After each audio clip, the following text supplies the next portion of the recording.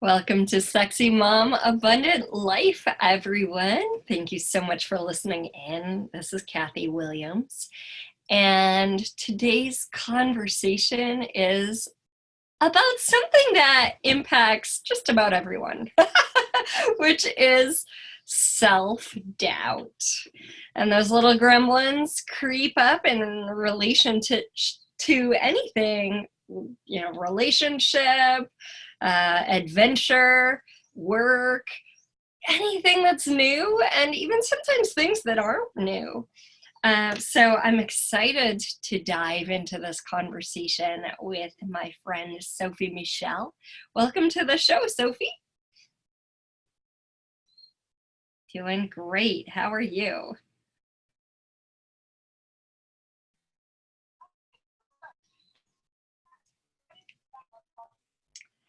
Me too.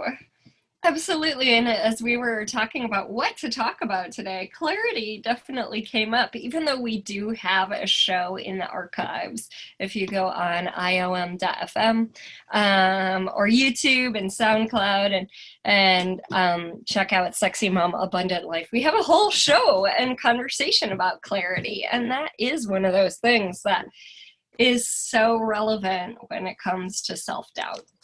Yes. Okay, so shall we start?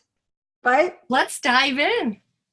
So the funny thing about self-doubt is it often, sometimes, most of the time, does not look like self-doubt. It looks like things show up that prevent you from doing something. You find 100 reasons for not doing anything that are very good reasons, like no time, no money, you're sick, all of that. You become sick. All of these, they're actually manifestations of self-doubt. And if you don't acknowledge them for what they are, you're going to let them run you. You're going to absolutely let the self-doubt run you, because you're going to be like, oh, I don't have time. Yeah, you can always make time. You make time for things that matter to you. So if you are not making the time, it's because you are doubting. So that's the first step, is acknowledging that there is self-doubt. And it's okay. Now, I want to make a big difference between feeling guilty and feeling shame. So feeling guilty is knowing we made a mistake. It's something we've done, right? Like, cool, I made a mistake. Okay, but that's easy. I made a mistake, and then I'm going to look on how I can fix that mistake. Feeling shame is about who you are. And that's where self-doubt comes in. Is when you say, oh, I am shameful about this or that, but it becomes who you are. So you mix that mistake, or you mix that problem with your identity. And that's when it becomes problematic. That's when it's in the way of your dreams and your desires. And you really need to differentiate guilt from shame. And I mean, one of those underlying core negative beliefs that people hold that influences this is, I'm not good enough. Okay. Just blatantly, I am not good enough. Yeah. But then if you ask somebody, okay, why do you think you're not good enough? Right away, they're going to tell you, oh, I have not done this. I have not learned this. I have not practiced this. Okay, so that's a doing. That's not a being. So you're confusing who you are with what you have done or not done. So if you can distinguish those two, then you cannot say, I am not good enough anymore. It's not about what you are. It's about what you've chosen. And here's the thing, like, what I say is no one came in with that skill. Whatever you're saying, oh, I haven't done it. I haven't spoken on stage, or well, I don't know how to do a good YouTube video. I've never done it before. It's like no one came in as a baby and was able to do that. Right? Every single person who has done that out there has learned to do it. Like, so Absolutely. which is amazing and awesome, because it means you can too. Like, you are not Yes. the unique person in the universe who cannot do it. Right? It's like, if you have the resolve enough and take the action, you can do it. Yeah, absolutely. In fact, I say most likely somebody has figured out to do it before you. And you just need to find out who it is and where is the information. But like YouTube is so great about that. You know, I kept seeing these really specific paintings that I really loved. They look a little bit like, those of you who aren't video, they look a little bit like this. And I was Oh, like, that's pretty. I want to know how to paint like this, but I didn't know what it was called. So I kept going to art stores and I was like, I want to do this. And nobody were like, what are you talking about? They did not understand what I meant. So I just put acrylic painting or abstract acrylic painting in YouTube. And I had all these videos, and I had tons and tons of videos on how to do exactly this. And now I can paint like this. Now I learned and I can do it. So it's really funny how, like, you have an idea of something and you're like, instead of saying I am not good enough, just say, oh, I have not done this, or I haven't figured out how to do it, and then go figure it out. Yeah. And yet is a great word, because it's like, I don't know how to do it yet. Yeah. I haven't done it yet. So it opens the door. Well, the door is already open to possibility, but it helps you see that, oh yeah, there's more possibility here. Yeah. I learned to change a tire on YouTube. Ooh, fun. I had a coaching client this morning. I was leading a group coaching call, and one woman said, yes, I didn't know how to edit podcasts, and I'm on YouTube, and I'm going to different people's sites and downloading free information, and now I know how to do it. Yeah. Right?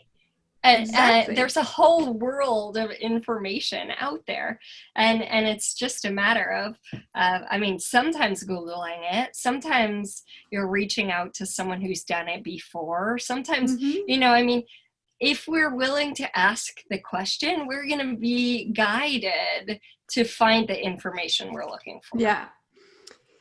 Yeah. So, but if you have so if you're maintaining that identity that you are not good enough, then no matter how often the information will go in front of you, you will not see it. So you have to first understand that this has nothing to do with who you are. And I keep thinking of babies, right? I love that you mentioned young children, because when young children are born, they do nothing. They cry, they poop, they eat, but they don't do anything. And we love them. We absolutely adore, love them, spend hours gazing at them, taking care of them, and they've done nothing. Nothing. It's like our love is absolutely not based on what they can do, right? So true. So if you are suffering from self-doubt, remember, you still that baby.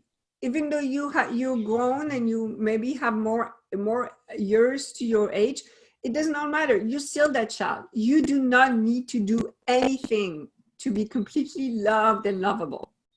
Nothing. Isn't that cool? I love that. And thank you so much for bringing that up. I used to have this quote from either A Course in Miracles or Marianne Williamson's interpretation, writings based on the Course in Miracles. And it said, like, there is nothing you can do to make yourself be more loved than you already are. Exactly. Nothing. It's so cool. It's such a great reminder. Yeah. So as you were talking about babies, I thought how often we stop ourselves because we think, oh, this is not going to be as good as I want it to be. right? I want it to be the best. And I remember working with a client who was on the table one day, and he's like, yeah, I'd love to teach massage, but I want it to be the best. And I was like, well, your very first class probably won't be the best, but that's okay, right? It's like you're going to know more than the people in there. And then as you develop that muscle, you can be the best you can be at it. Well, I would love to look at that word, the best, because yes, then you have to include a judgment of yourself to be the best. Absolutely. Right? Yeah. And I don't know about you, but judgments are just no fun. They're no fun. They always include some kind of limitation. So if you're going to say I'm the best, then you're either putting down other people, or you are judging yourself. So you're the best today, you may not be the best tomorrow. It's so not smart to want to be the best. I'm sorry, but it's not smart. You want to be just entirely fully present, giving everything you've got, like really giving it at all. And that's the best that you can be and do in that moment. There's nothing else you can be and do but just giving it at all. That's it. 100%. Well, and I love that you say that, because that's so true in relation to our choices too. Because I think when a lot of us have self-doubt, it's in relation to getting it right, quote right, whatever right is. Like I want to make the right choice, and therefore I'm not sure that this is the right choice, so I'm not going to make a choice, because we're doubting that, like, I'm having the impulse to make this choice, but what if it's not the right choice, which again is judgment. Exactly. Okay, so we can go down the series of words that sound good but are completely limitative and will always bring you back to self-doubt. So like right, perfect, good, best. What else do we have? Successful. All of those, they just always bring you back to some kind of self-doubt. Okay, so I did this yesterday. Am I going to be able to do it again tomorrow? Or, I made this amount of money. Am I going to be able to keep maintaining that? Or maybe that's the best I can be. Maybe that's it. I've reached my maximum, whatever. Like those words, if you can eliminate them from your vocabulary, you'll be so much happier. And actually, self-doubt may come in, but it won't have any power because it won't match anything that you're being. So if you don't actually care about being the best, being right, being good, being perfect or excellent, then when self-doubt comes in, you're like, I have no room for you. Sorry, can't put you anywhere. Well, what you were talking about, being present. Yeah. Like when you're present, you're the best you can be in that moment. Mm-hmm. And so when we're present with a choice, we're making the best choice we can make in that moment. And then in the next moment, we'll have more information. Yeah, absolutely. And okay, so let's talk about big choices versus small choices, because when you make a small choice, then there is really you can only go bigger from there, right? You make a small choice and then you make another greater choice and a greater choice and a greater choice. But if you make a big choice right away, it's going to shake a lot of things inside of you. It's going to shake a lot of things in the people around you, because that's basically by definition a big choice. It affects more than you.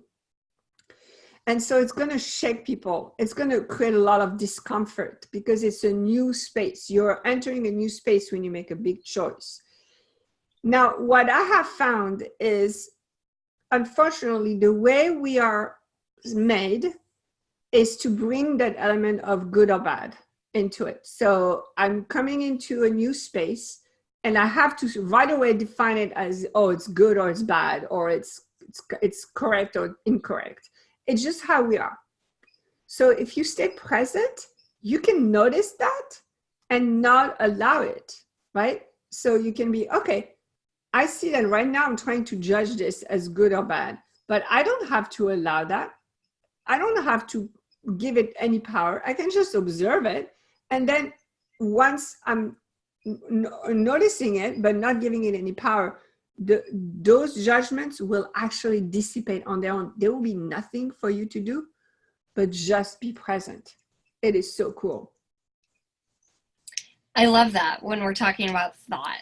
That's exactly what you do to take the power out of, whatever thought you've been thinking.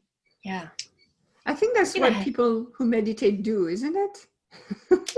Well, until they say, hey, wait, when I meditate, the thoughts don't go away. Well,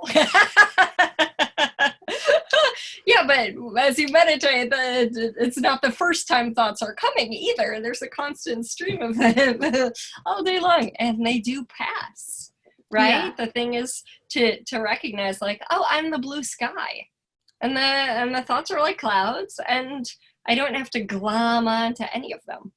Yeah. And if it's important, it'll come back. Yeah. Yeah. Now, I know we're probably going to be interrupted anytime soon, but I don't know if we want to go already in like what to do to just not succumb to the effect of self-doubt. Not let yourself be overpowered by that. Let's go into those things after we take a break. No, but I have a list. Oh, thanks so much for listening to Sexy Mom Abundant Life, everyone. Today it's Kathy and Sophie, and we'll be back in just a few minutes. Thanks for listening. Welcome back to Sexy Mom Abundant Life, everyone. Thank you so much for being here. This is Kathy Williams, and I'm having a conversation with Sophie Michelle today about all things self-doubt. So what self-doubt stops us from, what is self-doubt, what's beneath self-doubt, and now we're going to head into some ways to get over it, like stopping at the mercy of it. So before we do that, I just realized something. There are some cultures where having self-doubt is cool. It's considered like the right thing to do. Like you're supposed to have self-doubt to fit in, to have conversations with people, to connect with people. So if that's what you're thinking, like, oh, if I don't have self-doubt, I don't know what I would talk about with my girlfriends, then I would love to say, get other girlfriends. Like, you don't need people who maintain self-doubt in your life. So that's number one. If you have people around you who maintain that self-doubt, so either you can have a conversation with them or change that, just change friends, right? Well, it almost seems like that's, that's a place people can relate. Yeah. Like, oh, you have that? Well, let me tell you about mine. Yeah.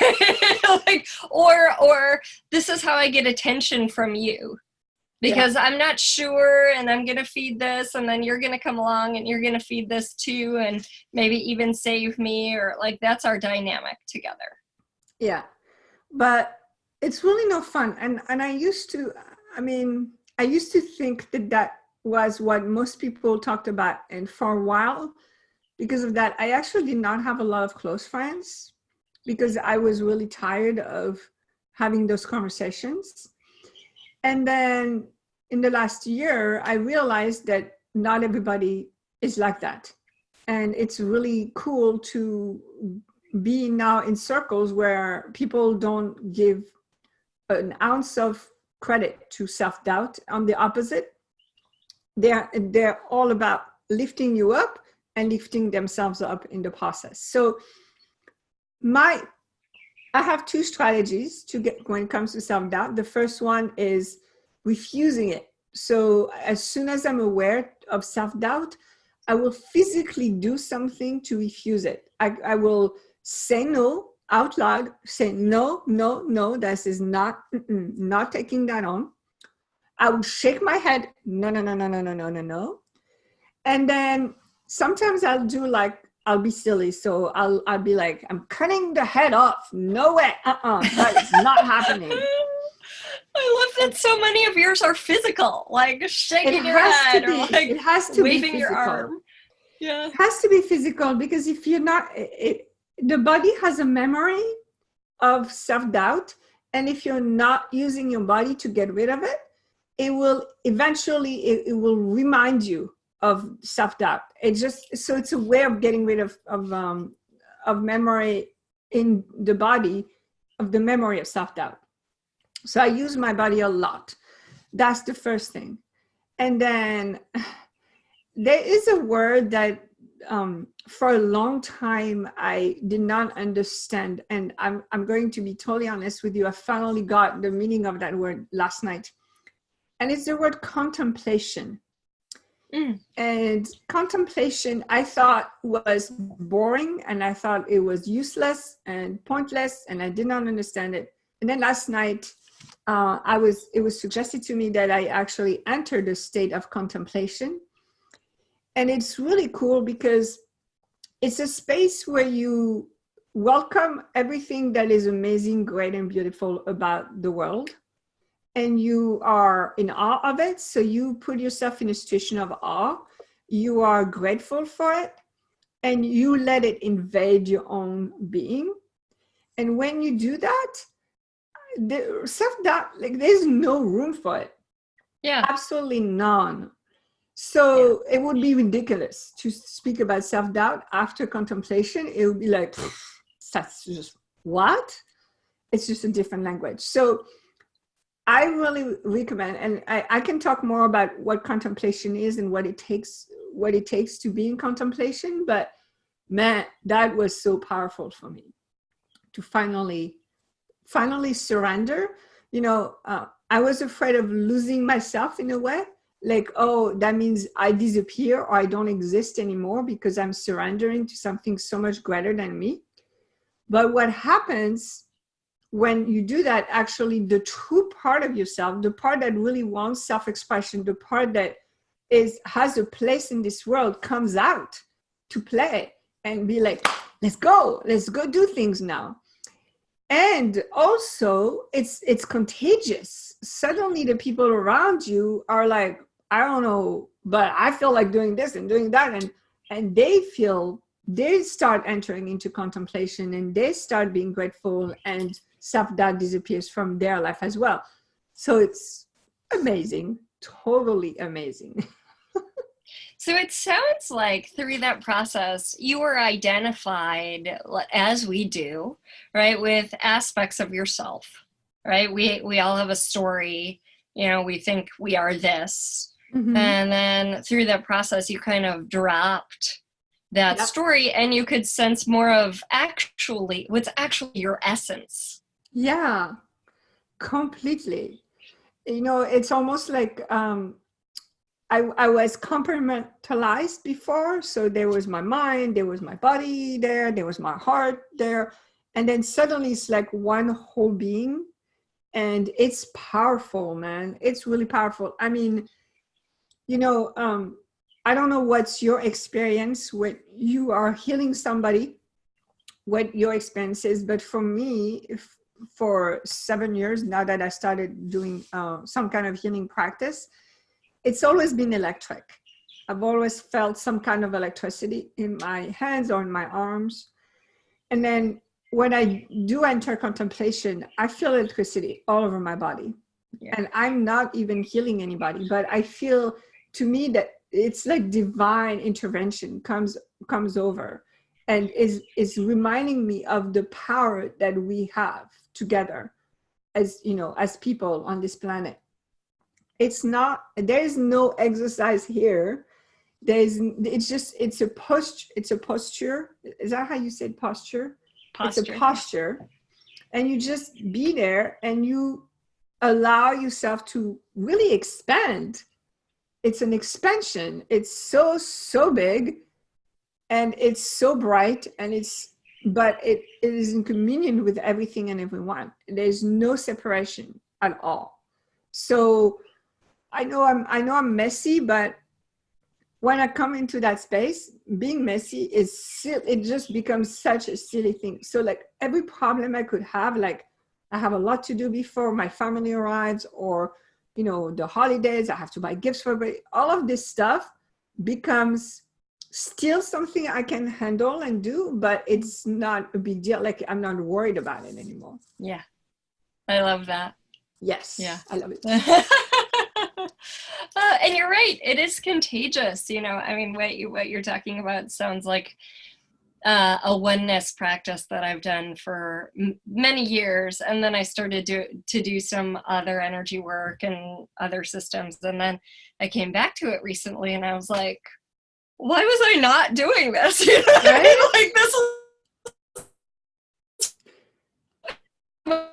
thing I've ever done, like ever just, and I did it and then I let it go, which is fine. Like there's no judgment in that whatsoever, but it's just like, very curious, because when you're there, like, yeah, other, like all the chatter and all the, oh, this is super important, or you know, on you, and all of that, like, just disappears. Because it's like, yeah, I mean, those things are there and they'll be handled if and when they're meant to be handled. Yeah. And it's no big deal. So I love that you brought this in. And I mean, NLP, for those of you, you know, who are curious, NLP has a lot of practices also. If you're, what do I want to say? Looking for ways to change your state. You know, I went to a trainer. I was certified as a trainer of NLP quite some time ago, probably 14 years ago. And one of the things they do before you go up on stage and talk to the 500 people, because on day one you do that, right?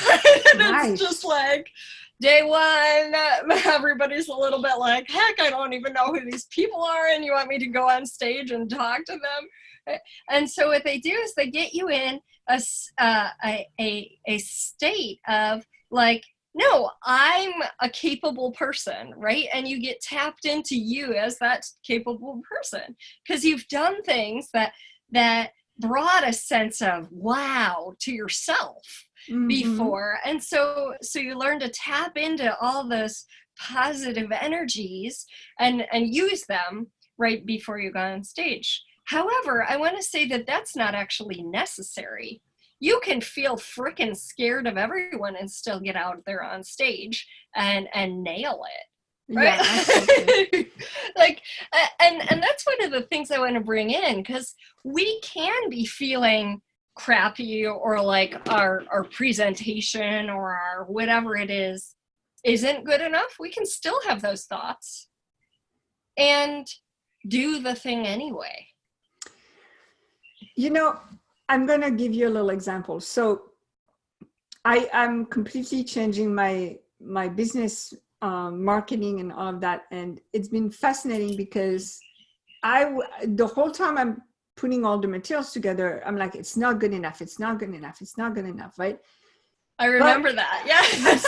I'm still doing it. I'm still putting it out there. And what I realized is that it would not be good enough for me because I've already mastered the techniques I'm talking about. So for me to learn something greater, like all of this stuff I'm talking about, I've already got it. So of course I wouldn't buy my own program because I've already got the technique. But for somebody who hasn't mastered this is going to be good. Like I've used it. I know it works. It's going to be awesome. So there's always more. There's always greater, but that doesn't mean that what you're doing is not helping somebody or serving somebody or even serving you. You may just be looking at it from a perspective that is not the ones of the people that it would serve.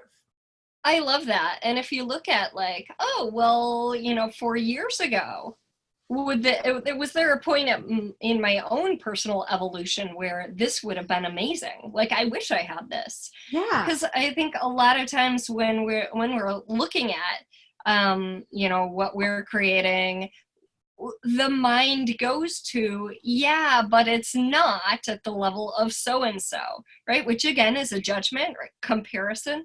And I remember talking with a teacher, amazing teacher, some years ago, more than a decade ago, and he said, Kathy, I'm an amazing healer. I know that. And I'm not Jesus. So I'm not going to compare myself to Jesus, because that's just not going to go well for me. Right? And so it's like, would you give yourself a break and not compare yourself to the people you think are rock stars, are amazing, and look at, like, this is actually valuable. What I have to offer is valuable. 10 years ago, I would have loved to have this, or whatever it is, where you get to see, like, oh yeah. And a lot of times for me, I ask, what is life inviting me to? And sometimes I drag my own feet about what life is inviting me to. Like people asking for a online bar class, and that's an exercise class. And my own self-doubt was like, well, I can't get the playlist right. And I can't, the playlist is tripping me up. I spent hours, on saying to myself, oh, the playlist is not good enough, but then hours on the playlist. And then finally I went to someone's bar class and I was like, well, her playlist isn't perfect. Like, mine doesn't have to be perfect. But it was so cute to see, like, I've never done this thing before. I've taught yoga for almost 20 years, but most of the time we use no music or really simple music, right? Not like changing songs and stuff like that and wanting the tempo to be, in tune with the exercise and stuff like that. And it was so funny because there came a point at which it was sort of like, so what? Even if the playlist is not good, I'm doing this because I'm done holding myself back. And for me, a lot of times that is act anyway, schedule something. So I'll schedule it and I'll make it public because it's like, then Kathy's got to jump. That's awesome. That's awesome. Yeah. I mean, I guess we'll talk about how awesome that is after the break. Y'all can join me in Bar Online at my website, meetkathywilliams.com. There's a bar tab. Come check it out. Thanks so much for listening to Sexy Mom Abundant Life, everyone. We'll be back in just a moment. Welcome to Sexy Mom Abundant Life, everyone. This is Kathy Williams, and I'm having a conversation with Sophie Michelle today about self-doubt and overcoming. Definitely frees up a lot of energy. So before we hop back into the conversation, I know you have some fun free things on your website, Sophie, and actually, I have a brand new one. I'm so excited. A brand new one. How to cultivate your mindset.com. How to cultivate your mindset.com. And you will get a free report about this is the foundation for an extraordinary business. It's the mindset that is required for that extraordinary business. So go download it. It's free. It's right now. How to cultivate your mindset.com. Awesome. I love that. Cool. And I wanted to let y'all know that I'm going to have something new on my website. It's not quite ready yet, but it's going to be a grid of the 9 things that people use to stop themselves the most and ways to get around that. So you can kind of see, oh, well, with my own example, I was using oh, I don't have a good playlist for my bar class to stop myself, but I could look at it and say, huh, so what is that really? Is that, which of these 9 categories does that fit into? And now what can I do about it? And being able to see that you're doing that to yourself, because when something's stopping us, it's not outside of us. It's in us. Even though a lot of times we'll say, oh, it is outside of me. It's my husband. It's my children. I don't have enough time because of them. Well, this will help you see that in a different light. Yeah. So, and that is meetkathywilliams.com. Absolutely. So, we are diving even deeper, and you were about to say something about tagging off of what I said, and then we had to go to break. Do you remember what that was? Okay, so you were talking about stopping yourself, still doing. Oh, I love that idea of, even if you have self-doubt, to keep going anyway, to keep doing it anyway.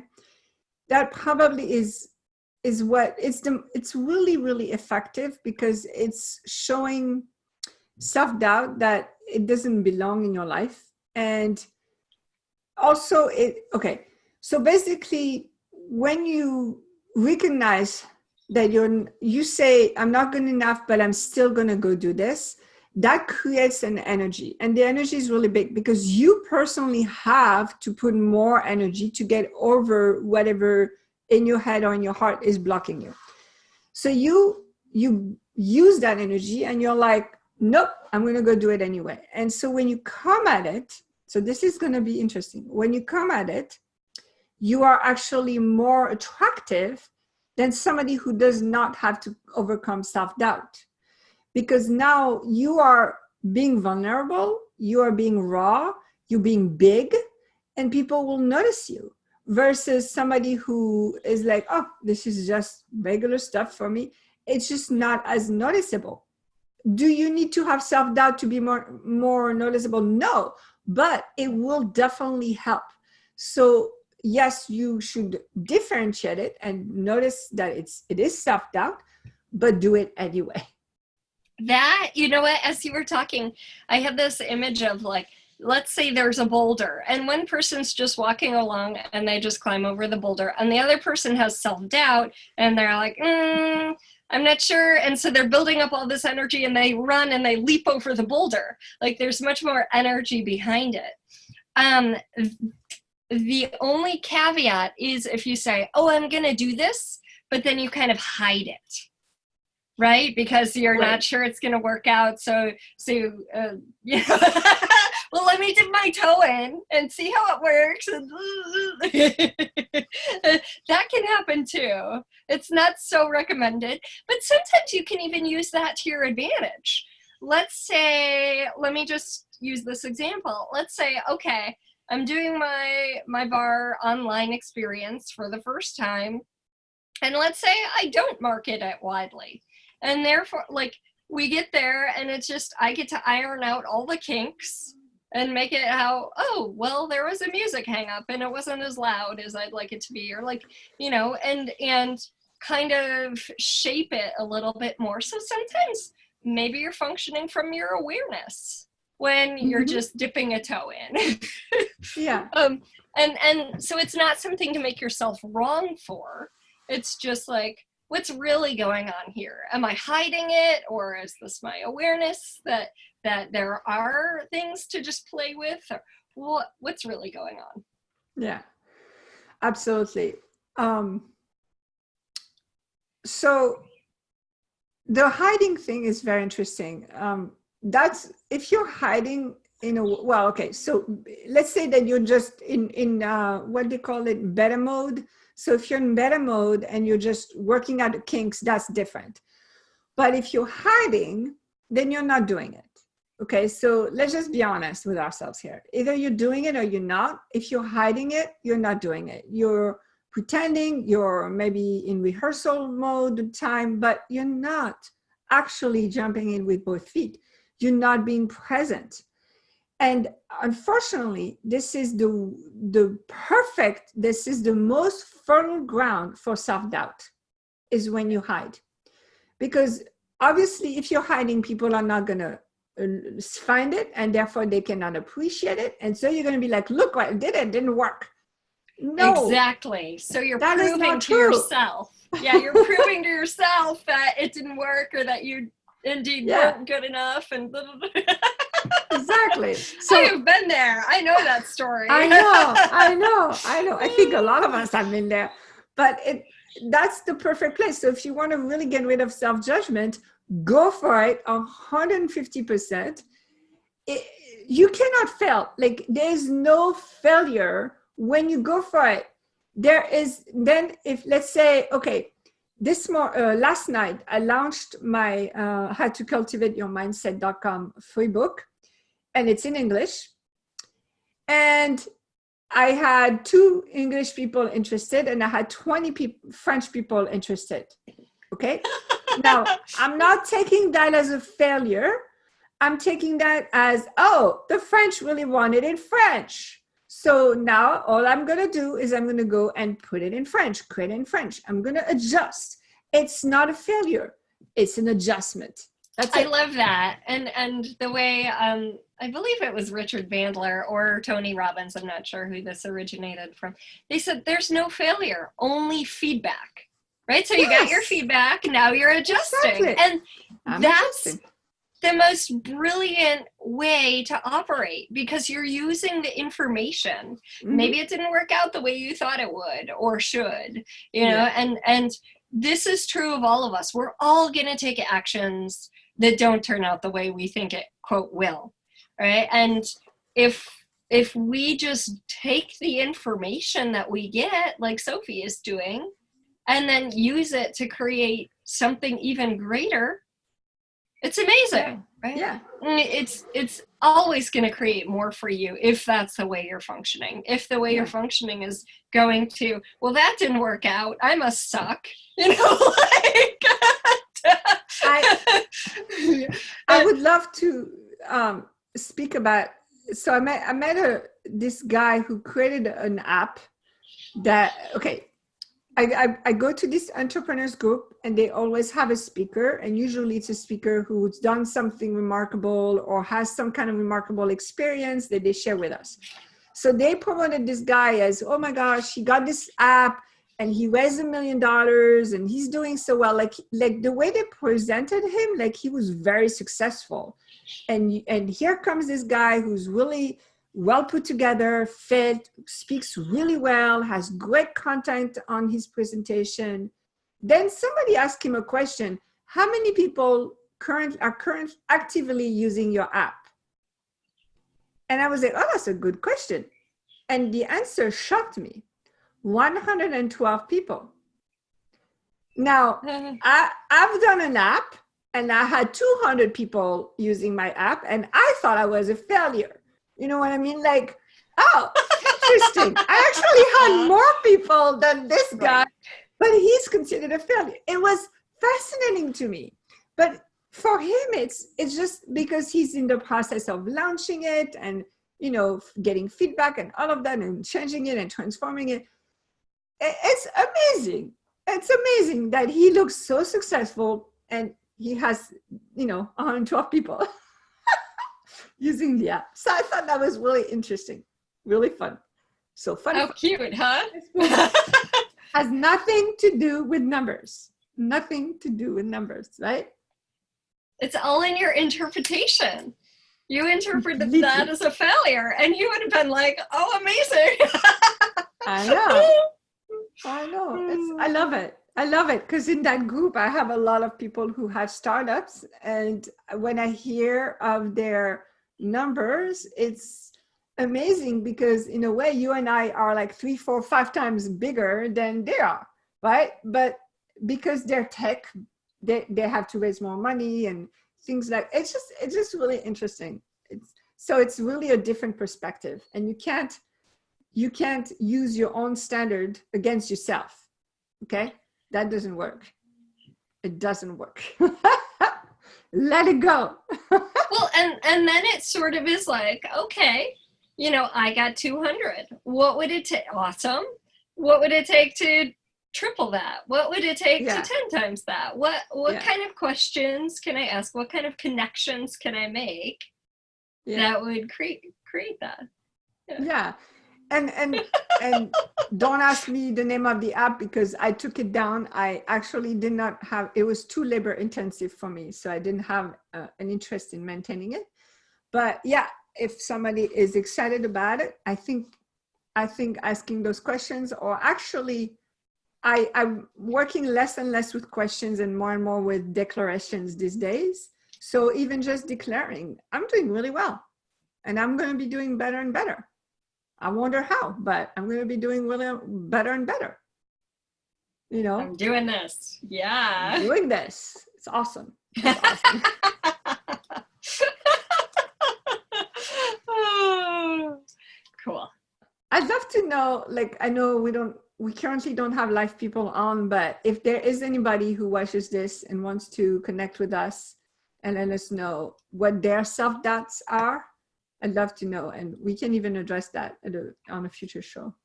Absolutely. I often say, and didn't say today, so thank you for bringing it up, we love to hear from listeners. So whether you comment below the YouTube or, reach out at meetkathywilliams.com, and you have a question or you have a show idea or you think, well, I really didn't get that part of what you were talking about, we can clarify that then. And having it be interactive makes it relevant. Yeah. So the more interactive you are, if you do have a question, chances are someone else has that question too. So do them and yourself the gift of asking it, and questions just broaden our own awareness. So even if you were left out in 7th grade. Nice. So yeah, and one of the things I think for me that I would just encourage people to use, and I've mentioned it on the show before, but you can also find it in her book, The 5-Second Rule, is Mel Robbins' 5-second rule. And it's kind of like a rocket ship type of thing where you're like, oh, I'm doubting. I don't want to call this phone call. I don't want to make this phone call. Maybe the person is not around, or maybe they're in a bad mood, or maybe my ask isn't worth it. And you just go 5, 4, 3, 2, 1, and you do it. Yeah, that's true. It's one of the ways, for sure. Thank you all for listening. And Sophie, just remind people of how to contact you. Oh, SophieMihalko.com, SophieMihalko.com. All right, thank you. And you can always find me at meetkathywilliams.com. Also, Kathy Williams, public figure on Instagram and YouTube and all the places. And here on IOM.FM. We look forward to being with you next week. If you can't wait that long, check out SoundCloud or the recordings here. All right. Bye. Thank you. Bye. Happy holidays.